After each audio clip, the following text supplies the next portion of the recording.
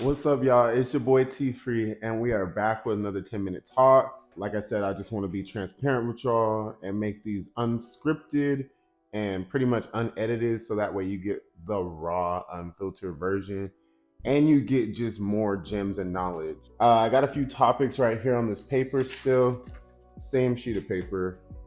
Bet. Here, let's start the timer right now. All right.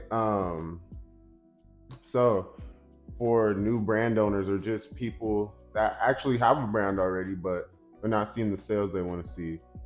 Main thing, content, content creation. That's going to be your money maker. That is the way that you can grow. All right, organically. This is not having to put any money into it.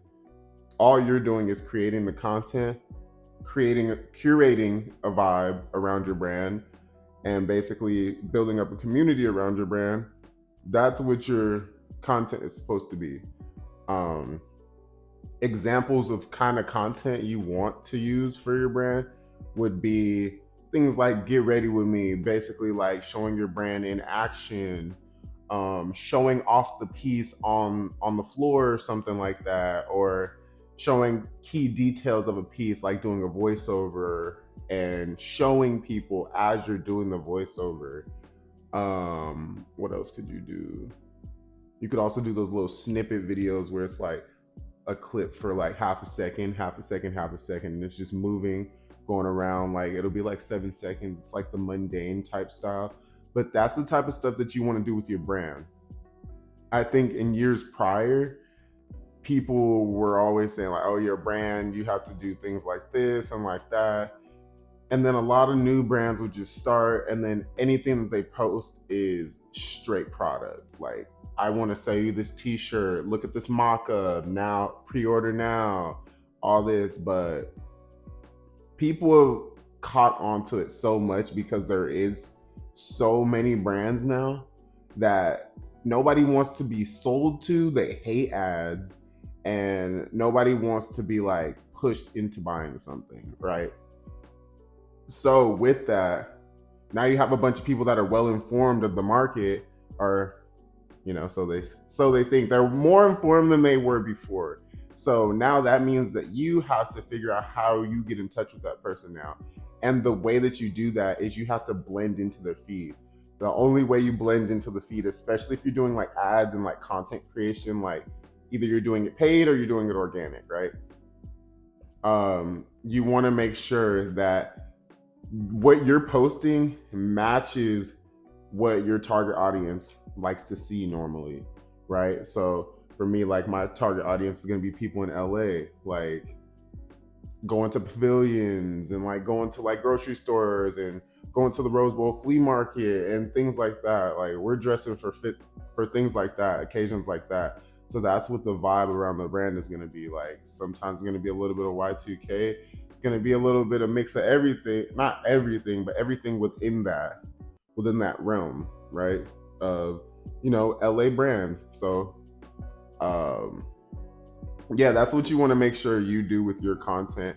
You're showing people how things are made, how you want them worn, and what the vibe is supposed to be. Because a lot of the people don't really know how to dress, anyways.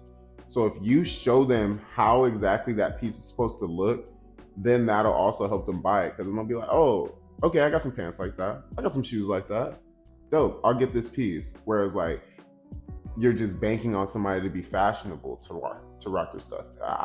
I've been a victim of that. So just make sure that you're posting good content, good lighting, and stuff like that. I'll throw up a few like examples of what some good content would be versus, I don't even want to say versus bad content. Just I'll show you some good ones. I don't even care. Yeah. Another big thing I would say for brand owners, something that the gurus, I guess, aren't even telling you. Because, like, if you go online and you search up how to start a clothing brand, they're probably going to tell you buy like 25 t shirts for $250, upsell those, or even do like a deal 2 for 30, 2 for 40, whatever. Make your money, reinvest it, and then just keep on going like that, right? You could do that. That's a way to do it. But I also feel like sometimes the gurus like to make that the only way to do it, but it's not. You can start that way. You can also start by getting a heat press and heat pressing your designs on. Now, you can't scale with that, but you definitely can get your ideas up and out there for people to see. People get behind them, and then those can be like your samples, right? You can sample things with your heat press and then get it manufactured easier. Then you can skip the whole sample process, right? Um, yeah. So you could do it that way. You could do cut and sew. There's so many things you could do. There's so many ways you could do it. It doesn't just have to be t-shirts either. Supreme was doing lighter cases, which is so fire to me, and I'm definitely gonna get into that. Um, yeah, you can do memorabilia and stuff too, like miscellaneous items that you'd find around the house, like coasters and stuff. Like whatever you think that your customer would want, and don't even think so hard about who is my customer. Like obviously, yeah, you want to know your target audience, but your customer should be you, bro. Like, or sis, like your customer should be you. Like it's the brand shouldn't be geared towards like, oh, what do I like, what do I like. No, it's like, what do I like to do, like what do I do in my like spare time.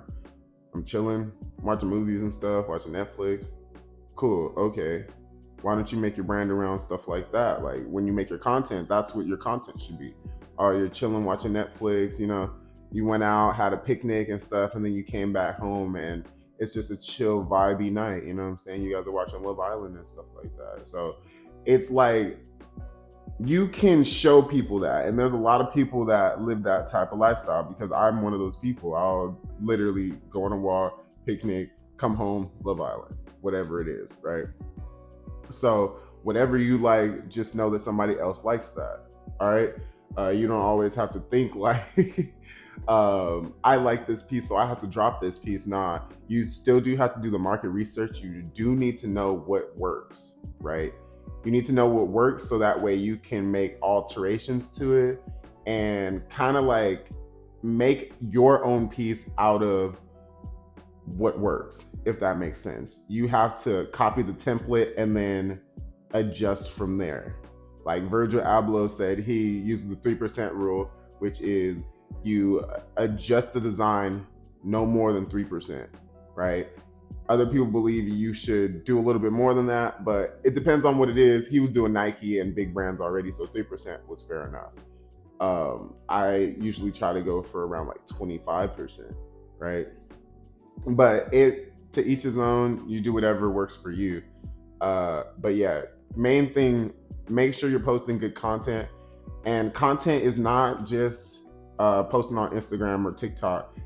You should also be into your emails as well. So setting up emails to let people know when you have products coming out, what you have in store, even if you're in the designing stage. So a lot of people like to know behind the scenes stuff and they want to feel really into that and be a part of the brand. So you could tell people how you're sampling, how you're getting your samples done. Oh, sample just came in. This is what it looks like. What do y'all think? Do a poll.